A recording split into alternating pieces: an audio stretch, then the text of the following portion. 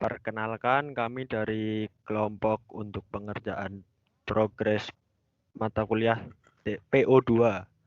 Kelompok kami terdiri dari yang pertama Nimbo Tulisa Yuniari dengan NPM sekian.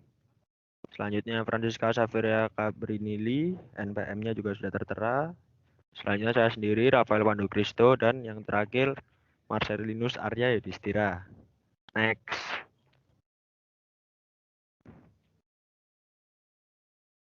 Yang pertama yaitu soal nomor 1 mengenai identifikasi rute terpendek antar kota SE dengan DC menggunakan algoritma Dijkstra.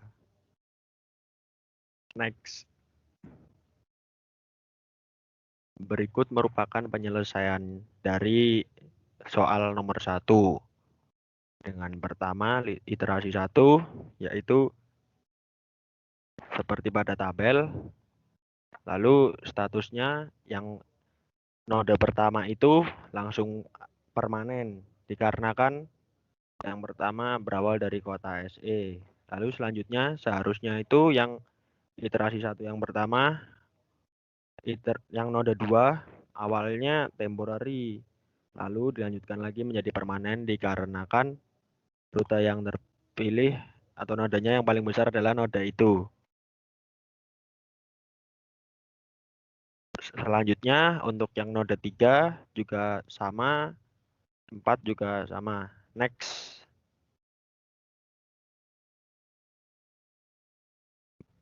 Nah, itu yang saya maksud tadi, yang iterasi satunya yang node 2 langsung jadi permanen. Oke, next. Boleh kembali dulu. Itu yang node 2 di tabel yang kedua itu menjadi permanen dikarenakan dari SE menuju CH. Oke, next.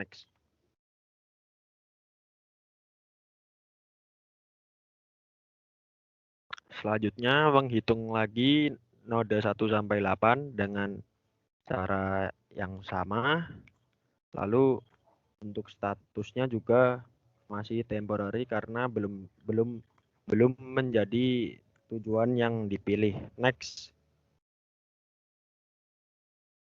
Nah, untuk iterasi selanjutnya kenapa node 5-nya menjadi permanen dikarenakan pada node 5 yaitu dari CH menuju NY merupakan tujuan yang terpilih dengan cara SE ke CH sebesar 2000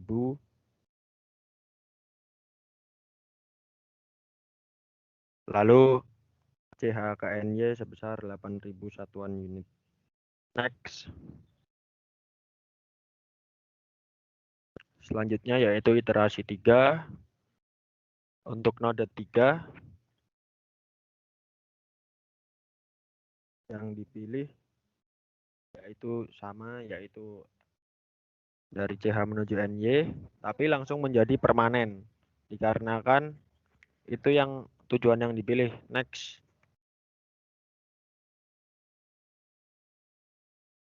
Nah, lalu untuk menyampai ke kota DC langsung dari NY menuju DC dengan cara yang sama yaitu SE ke CH ditambah CH ke NY ditambah NY ke DC. Jadi untuk jarak terpendek dari SE menuju DC melalui kota SE, CH, NY, dan DC dengan jarak 3000 satuan unit. Next.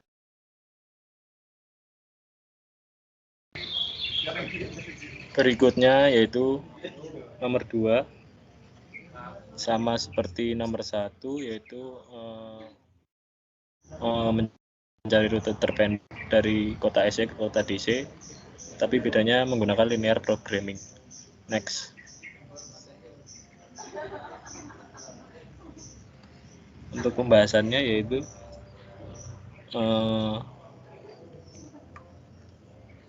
ini didapat dari perhitungan yang sudah dihitung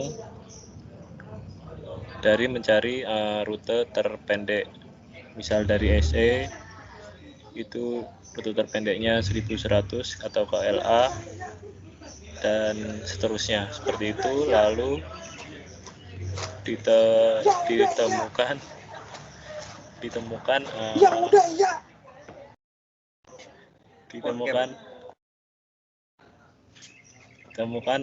jarak terpendek dari kota SE ke kota DC yaitu 3000. Next.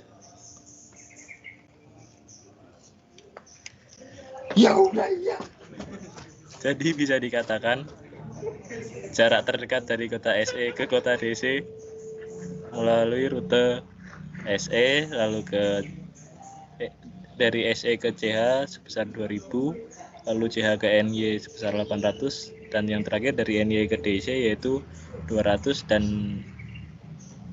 hasil akhirnya yaitu 3000. Next.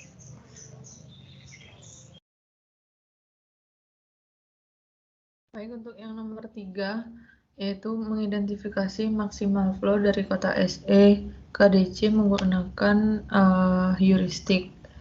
Nah, di sini yang pertama kita menentukan node dan terminal node. Di sini sudah tertera ditujukan oleh tanda panah bahwa SE merupakan node dan DC merupakan terminal node. Next. Untuk iterasi yang pertama yaitu mengidentifikasi node yang bisa mengalir ke nomor berapa saja dengan jumlah maksimal. Nah, di sini node yang memiliki kapasitas yang maksimal itu 1, 3, 4, 5, dan 7. Nah, sudah terbentuk aliran, lalu kita dapat mencari residual kapasitasnya dengan mencari nilai real dari aliran yang sudah dibentuk tersebut, bahwa nilai terkecil dari aliran tersebut yaitu 140, maka nilai dari kapasitas aliran yang sudah dibentuk dikurangkan dengan 140. Next. Untuk iterasi yang kedua yaitu sama juga membentuk aliran yang bisa menuju terminal node, lalu mencari nilai realnya. Di sini nilai realnya yaitu 100, jadi dapat dilihat residual kapasitasnya seperti berikut. Untuk yang ketiga juga sama, kita mencari aliran yang bisa menuju DC dan menentukan nilai realnya. Di sini untuk iterasi yang ketiga nilai realnya yaitu 110. Next. Untuk iterasi yang keempat juga sama, membentuk aliran dari 1467, lalu ditemukan nilai realnya yang akan menuju DC itu adalah 100. Nah, untuk iterasi 5 juga sama seperti sebelumnya. Untuk nilai real dari iterasi 5 yaitu 40. Next. Untuk iterasi yang terakhir yaitu iterasi 6. Di sini nilai real yang ditemukan yaitu 40. Nah, jadi nilai real yang sudah dipilih tadi dari aliran-aliran yang sudah dibentuk itu akan menuju ke terminal node. Jadi kesimpulan yang saya dapat dari iterasi 1 sampai iterasi 6 yaitu iterasi 1 berjumlah 140, iterasi 2 berjumlah 100, iterasi 3 110, iterasi 4 100, iterasi 5 40, dan iterasi 6 yaitu juga 40. Maka besar kapasitas yang bisa menuju ke terminal node yaitu 530. Next.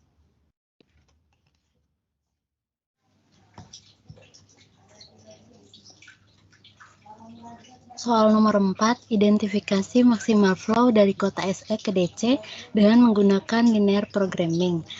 Jadi di soal nomor 4 ini kita disuruh menentukan maksimal flow-nya dari kota SE ke DC. Sebelumnya terlebih dahulu kita harus menentukan fungsi tujuannya dan fungsi kendala-kendala yang ada dalam maksimal flow tersebut. Nah, jadi untuk mencapai fungsi tujuan dari titik SE ke DC, ada beberapa node yang harus kita lewati agar mencapai ke node atau titik DC. Nah, dilihat pada gambar, maka fungsi tujuan yang ditemukan yaitu NYDC ditambah LADC ditambah DADC, atau bisa kita menuliskan dengan NYDC itu X67 ditambah LADC X27 ditambah dengan DADC X57. Selanjutnya, untuk mencari fungsi kendalanya, kita harus tahu bahwa jumlah kapasitas yang keluar harus sama dengan jumlah kapasitas yang diterima. Maka kita temukan beberapa fungsi kendala dari SE ke DC, yaitu SLA ditambah SDE ditambah SCH sama dengan kendala yang keluar yaitu NYDC ditambah LADC ditambah DADC. Semua fungsi kendala tersebut itu merupakan jalur-jalur yang dilewati dari node SE ke DC sampai ke NYDC. Untuk node kedua, kendala yang masuk itu kan SALA ditambah CHLA ditambah DCLA dan seterusnya. Apabila ditemukan nilai kapasitasnya itu bernilai 0, maka tidak dapat kita temukan aliran tersebut. Selanjutnya, kita mencari kendala kapasitas dari nilai angka yang sudah kita temukan. Maka kita temukan yaitu SCH kurang dari 200. Nah, kenapa kurang dari 200? Tanda kurang dari itu karena maksimal flow yang didapat itu ialah 200. Maka dari itu kita harus menggunakan tanda kurang dari, dan 200 itu kita dapatkan dari SECH. SECH itu nilainya itu 200, lalu SEDE kurang dari 250 karena nilainya 250, dan seterusnya sampai NYDC kurang dari 100. Oke, dari beberapa kendala yang sudah kita temukan, maka selanjutnya untuk mencari nilai maksimal flow dengan menggunakan metode linear programming ini, kami menggunakan software Lingo untuk mencari maksimal flow-nya. Cara penggunaannya itu, tadi kan kita sudah menemukan nilai fungsi tujuannya, kendala-kendalanya, dan kendala kapasitas yang tadi di slide sebelumnya sudah didapatkan. Lalu semua kendala tujuan, kendala sama kapasitasnya itu kita masukkan ke dalam tab Lingo tersebut. Ini sudah tertera, maksimal ini merupakan tujuan, terus SLA itu merupakan kendala, dan SECH itu kurang dari 200 merupakan kendala kapasitasnya. Lalu, jika kita sudah memasukkan semuanya pada software Lingo, lalu kita tinggal klik start, kemudian akan muncul solution report yang akan kita cari nilai object value dari maksimal flow tersebut. Nah, terlihat pada gambar, ini merupakan solution report dari nilai yang tadi kita sudah masukkan. Di sini terlihat object value yang didapat yang kita tadi sudah masukkan ialah 530. Nah, maksudnya object value itu ialah nilai maksimal flow dari SE ke DC yang kita cari. Nah, di sini juga kita temukan beberapa variabel dan value-nya, yaitu NYDC itu 100, LADC 250, dan seterusnya. Nah, jadi nilai pada slide ini merupakan SECH 200 itu didapatkan dari variabel sama value yang kita dapatkan dalam memasukkan nilai ke software Lingo. Jadi dapat kita lihat nilai maksimum flow yang kita dapatkan dengan menggunakan linear programming pada software Lingo ialah 530.